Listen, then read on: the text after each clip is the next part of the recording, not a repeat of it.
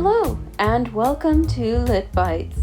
My name is Shelley, and I'm one of the librarians with the Maricopa County Library District.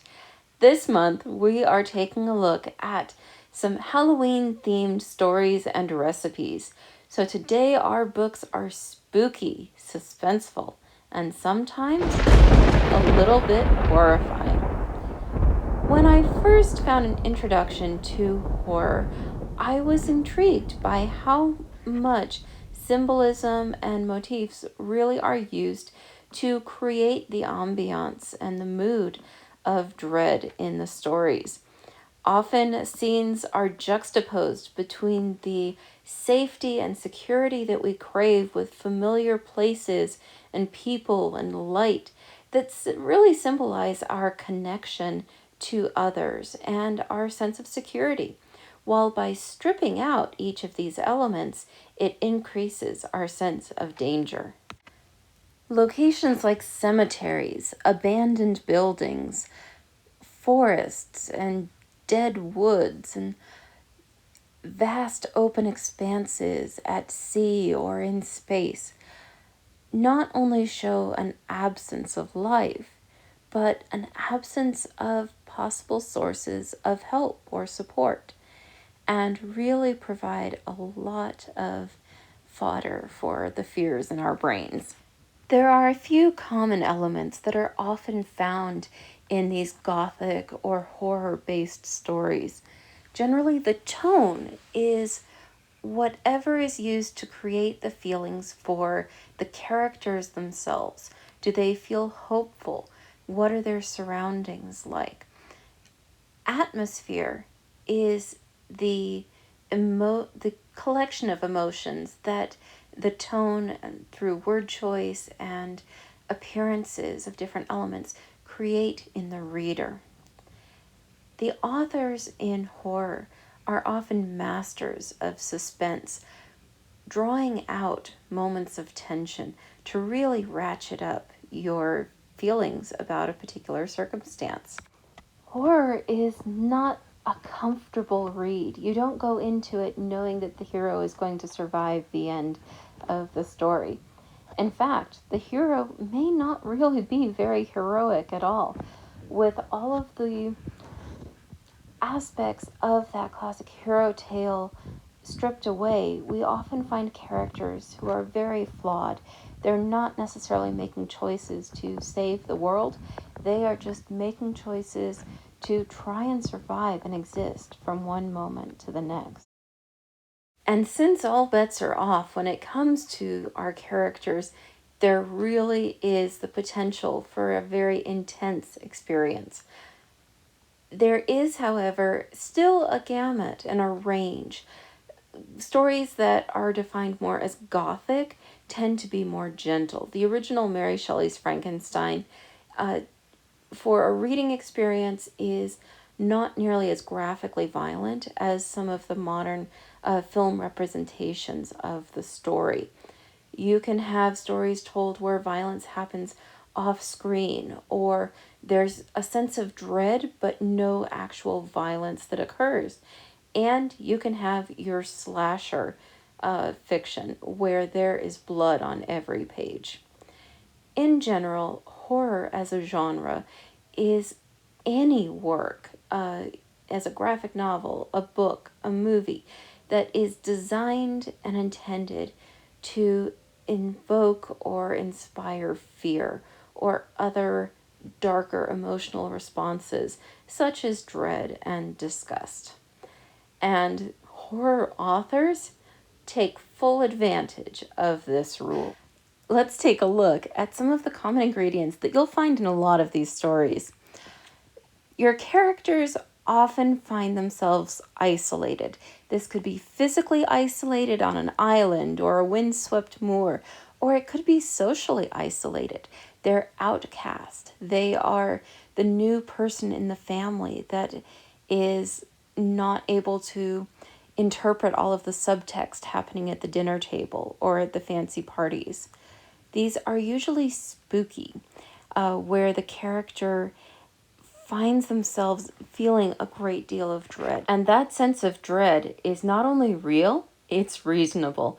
because there are always unseen dangers in the story. You might know that something's out there, or you might just have a sense of it, but they ram home the idea that the world is not a safe place.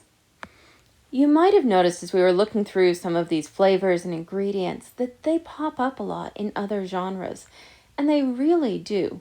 Horror elements are not just for the slasher stories. You can find them in mysteries, westerns, fantasy, science fiction, even in romance. The massive hit, The Game of Thrones, inspired by the Song of Ice and Fire series by George R.R. Martin, is technically fantasy horror or dark fantasy. So today we have assembled a collection of stories. Some of these are classified as horror, and some of them might be suspense or have gothic overtones. But whichever one you pick up, you're in for a spooky read. These books include The Call of Cthulhu by H.P. Lovecraft, Dead Until Dark by Charlaine Harris, Dracula by Bram Stoker, the Harry Potter series by J.K. Rowling, I'm Looking Through You by Jennifer Finlay Boylan, The Last Astronaut by David Wellington, Practical Magic by Alice Hoffman, Rebecca by Daphne du Maurier, We Cast a Shadow by Maurice Carlos Ruffin, The Woman in Cabin 10 by Ruth Ware, and finally, The Year of the Witching by Alexis Henderson. I was first introduced to H.P. Lovecraft in college, and his character of Cthulhu has left an indelible bite mark on the human psyche. So many creatures and stories and pieces of art in all mediums have been inspired by this horror from the depths of antiquity. Worshipped as a deity by some, Cthulhu has a reign of tentacled terror that decimates the characters in Lovecraft's book. For this recipe, we decided to turn the tables with sautéed calamari. This recipe from chowhound.com takes you step by step through sautéing this delicate seafood with garlic, parsley, and lemon. And I have to admit that even just looking at this dish gives me the shivers and the shudders, and so it seemed a perfect one to terrify any guest.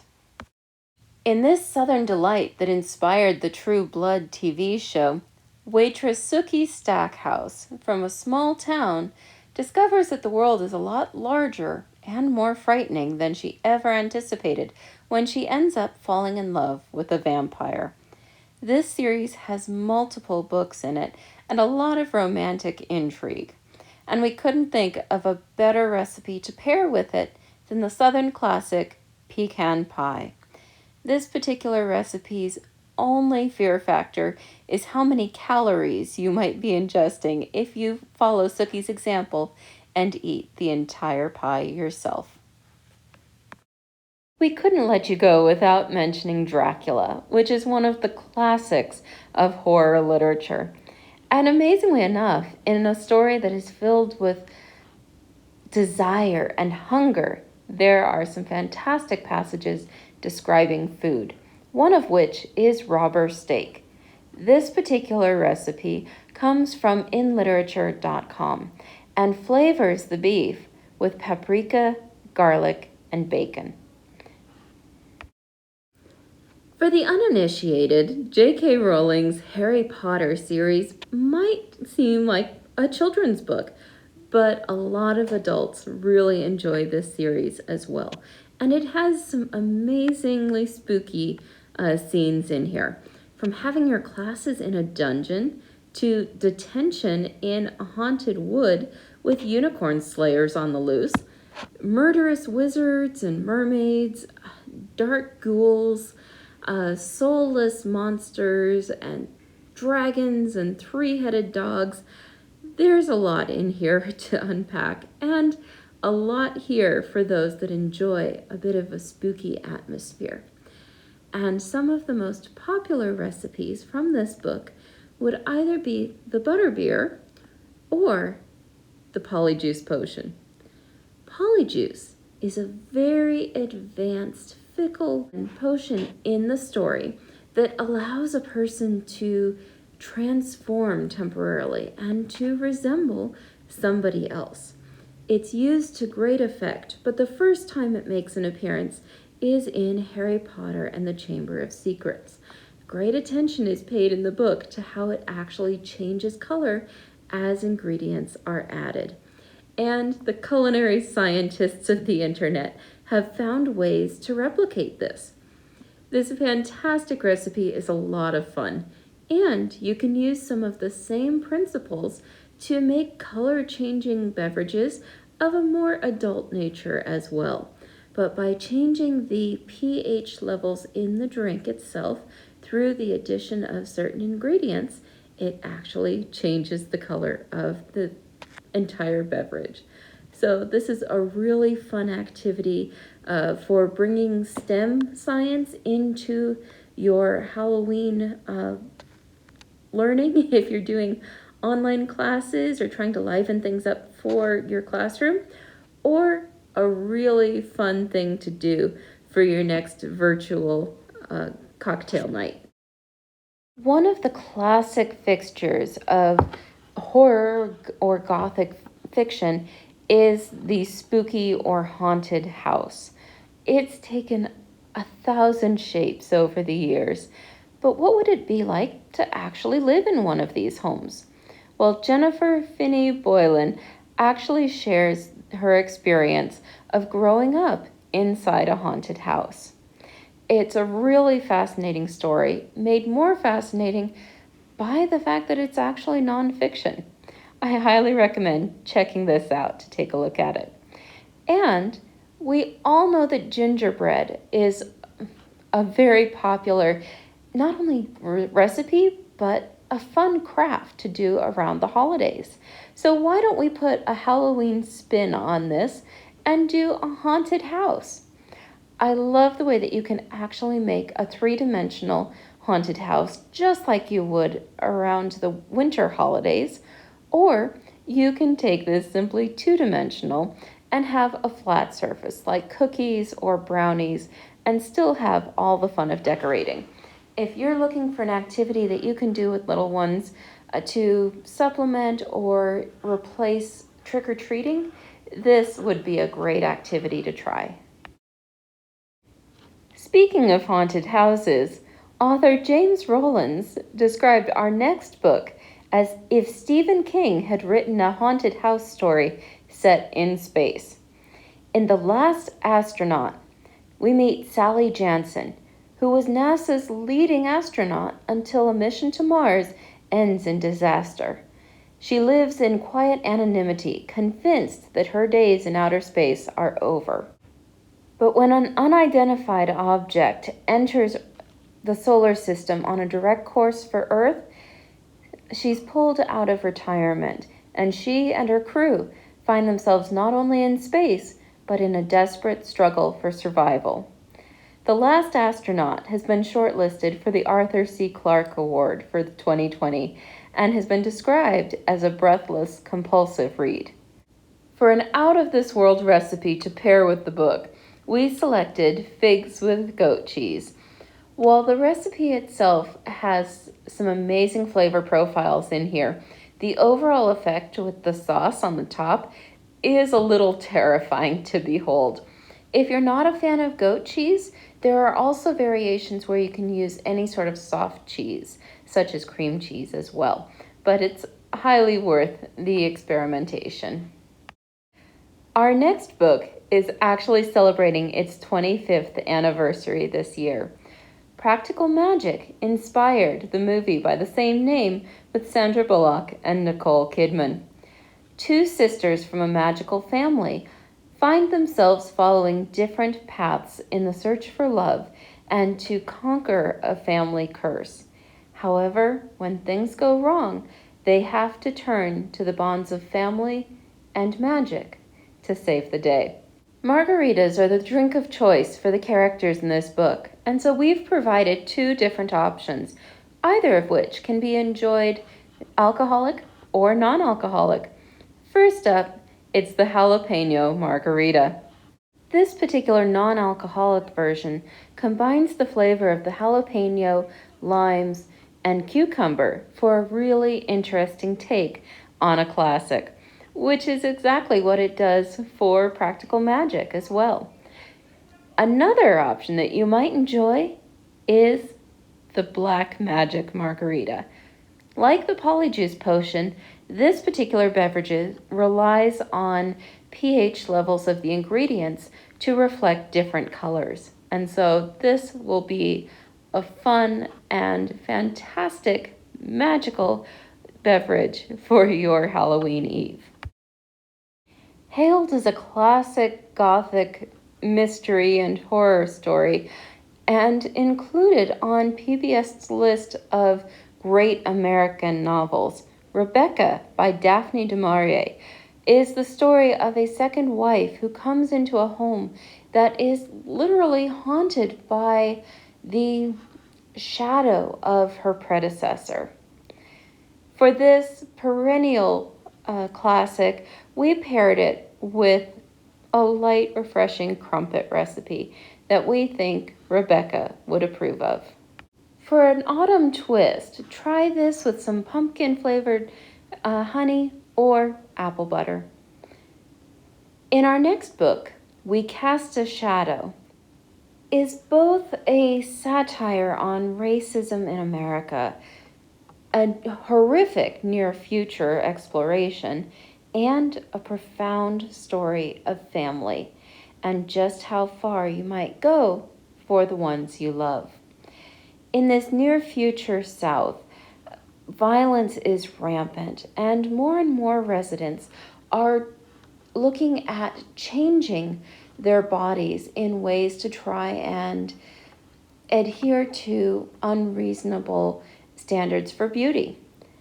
But as a father looks at the son that he loves, the question arises of how far he will go to change his son to try and provide him with what he feels will help him best, and whether he will protect his son or destroy his family in the process. To continue the motif of the cover with the black and white apple, we looked at some really elegant solutions for making candied apples. Instead of the traditional caramel, these creators utilized white chocolate, coconut oil, and then black cookie frosting to make some of the gorgeous detailing in here. These chocolate-coated apples would be a delightful addition to any party, a welcoming autumn gift, or a fun activity to do with your own family around the Halloween season. Ruth Ware is a master of mystery, and she brings all of her talents to bear in The Woman in Cabin 10. In this particular story, Lo is a journalist writing for a travel magazine who's just been given the opportunity of a lifetime, a week on a luxury cruise liner with only a handful of passenger cabins. But this wonderful experience takes a dark turn when one of the passengers goes overboard. However, everybody seems to be accounted for. So who did Lo see being thrown over? Was it suicide, an accident, or murder? And if so, who will be next?